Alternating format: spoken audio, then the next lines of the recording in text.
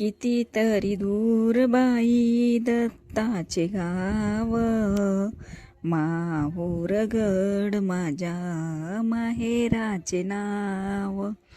दत्ताच्या गावा जाया झाडी झोडी दाट, चल माझे सखे बाई अवघड घाट.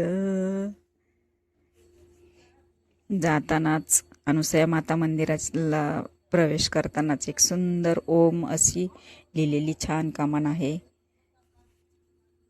सुरुवातीलाच अनुसया माता मंदिराला जाताना ही छान ओम असं लिहिलेली छान कमान आहे. तिथून थोड्या पायऱ्या चढायला लागतात आपल्याला, थोडंसं दमल्यासारखं होतं, पण वरती गेलं की इतकं सुंदर वाटतं.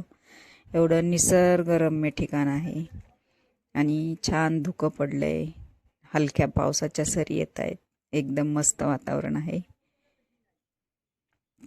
आणि हे आजूबाजूचा परिसर खूप सुंदर आहे.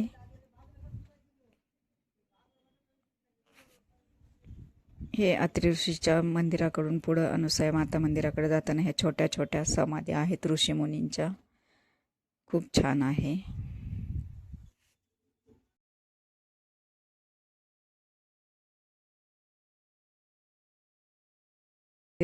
अनुसया मातेच्या मंदिराकडून आम्ही ते दत्त मंदिराकडे आलो.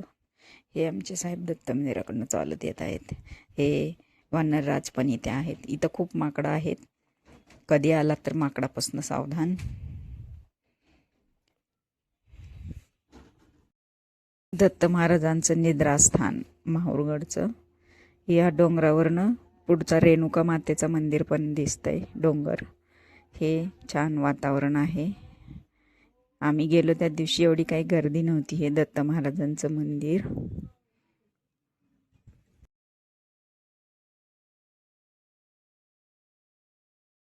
त्यानंतर आम्ही दोन्ही मंदिराचे दर्शन घेतल्यानंतर रेणुका मातेच्या मंदिराकडे आलो. रेणुका मातेच्या मंदिराकडे यायला आम्हाला 8:30 वाजले. 8:30ला आरती झाल्यानंतर रेणुका मातेचं मंदिर बंद होतं. रेणुका माता मंदिराच्या तिथूनच हा माहूरगड किल्ला दिसत आहे. रात्रीचे 8 वाजता पण किती सुंदर दृश्य दिसते बघा. हे छान